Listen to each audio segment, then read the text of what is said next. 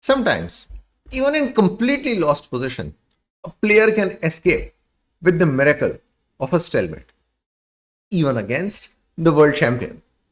In this video, we'll look at some of the most remarkable examples where certain defeat was turned into a draw. So, let's look at this game where White was former world champion and one of the greatest, Gary Kasparov, and Black was Neil McDonald. So, Gary Kasparov has white pieces, and as we can see the position, he has double bishops. Then he has this pass pawn. The queen is quite active. McDonald's king is actually weak. This just feels like the game should soon be over, but not so easy. So how McDonald fought is what we'll see. So Kasparov played queen g8 check. He's like, let's take the pawn. Then in this position, he played queen g8 check. Then queen e6 check was played. So he was, so see in this position, some of you would be thinking that, wait, why is he not taking the e4 pawn? So that should be easily winning because this, and then he can try to push the pawn. So queen takes e4, there is a problem. The problem is that black has a really nice defensive resource. Rook takes g3. Because if king takes e3, then queen takes e5. Yes, Kasparov has the extra bishop, but yeah, this is a draw actually. So that's why Kasparov is not going for queen takes e4. So he gave queen d6 check. He's targeting the king. He knows that double bishop and the queen will be able to do something. So queen e7 check, king h6. So in this position, so he should have played queen h4 check in this position. The point is king g7, then queen g5 check. So why queen g5 check? Because now the bishop is defended. And after king f8, he can play c6. He can even try to push the pawn next. Bishop is defending it. And it's just a matter of time before the position collapses for black. So this is just lost for black actually. So he should have just given these checks and then try to push the pass pawn. But in this position, he's like, all right, I cannot take this pawn with the queen because there is still this rook takes g3, queen takes e5 idea that is coming. So let me try and take it with the bishop. Because now after rook g3, king g3, the queen would still be defending the pawn. And of course, there is this threat, there is even this threat as well. And it just looks completely lost. But please remember, even when things look completely hopeless against a world champion, you must not give up. Because bishop takes e4 is a huge blunder. And in this position, Neil McDonald found a really instructive resource. Rook takes g3. Wait, what? How is this working in this position? Because after king takes g3, the pawn is not falling. So his plan was not to capture the pawn. His plan was to play the brilliant move, queen e5 check. So, of course, the main thing is after queen takes e5, loses the queen, but it's stalemate. King has nowhere to go. So, and the game was actually drawn. So, yeah, a miraculous escape.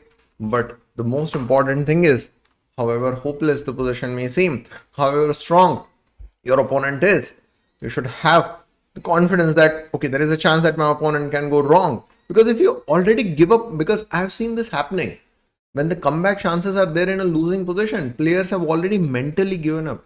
They have resigned mentally before actually resigning on the board, and then they miss certain opportunity. So never give up. Before going for the next game, I want to discuss a bit about the platform that I run, chessneurons.com. So the daily positional puzzles are already there to train your instinct and improve your positional play. And very soon, the courses will add the next step. Deeper study of the positional topics that I have been covering through the puzzles. If you have any suggestion for certain courses that you would like me to cover, please let me know in the comments, and I'll try to add them into the soon to be launched courses. So let's go for the next game. So in this game, so it's a game between two grandmasters. White is Grandmaster Alexander Bilyavsky, while black is Grandmaster Larry Christensen. So in this position, so white is actually up a piece, And but black has this active rook. White's king is a bit weak, but still not that much activity. So in this position, Larry Christensen played the move rook a2 check. Then Bilyavsky played king g1. Then Larry played the move rook a3. The point is that if the queen sacrifice is accepted, then there is this rook g3 check and it will be a draw because wherever the king goes, the rook will follow and it's a draw. But Bilyavsky was not interested in a draw. He's like, I'm up a piece, so I want to push for the win. So he played the move knight e8 check in the position. So what's the idea? The idea is if knight takes e8, then there is queen g6 check and the mate will soon follow because king f8 also has this mate, king h8 also has the same mate. So then in this position, Larry played the move king h6. So he's like, all right, the queen is also there, the knight is also there. You take, and then I'll go for the perpetual. So then in this position, Bilyavsky thought that he outsmarted Larry. So and then he played knight takes f6 in this position. Wait, why is he allowing the draw? Because after rook takes g3, king h1, rook h3 check is not possible because the queen is covering that square. Now Bilyavsky's two pieces upset. It seems like the game should soon be over. But then Larry found a really instructive resource in this position. He played the move queen takes f7. So he's like, all right, I'll recover at least one piece. And if you take this, then I'll start again giving the checks and it will be a draw. So now in this position, the simplest way for Bilyavsky to win would be to play knight g4 check. The idea is that if h takes g4 is played, then just queen takes f7. And what's the point? If this check, then this. If this check, then this. Now if rook f3 check, then he can just capture this and then he will be up a rook and that will be lost. So yeah, this knight. So because basically after queen takes f7, that knight would actually be restricting the queen from covering the f3 square. So he could have played that. And then yeah, so this was one of the more easier ways to win. But in this position, he went for a slightly complicated way. That is, he played rook d7. He's like, I'm not going to capture your queen. You capture my queen so that I'll checkmate you. So in this position, Larry Christensen played the move queen takes f6. Wait, what is going on? Because isn't there simply queen takes f6 and then if rook h3 check, king g1, rook g3 check, king f1 and then there won't be rook f3 check because queen is covering it. Did he just blunder?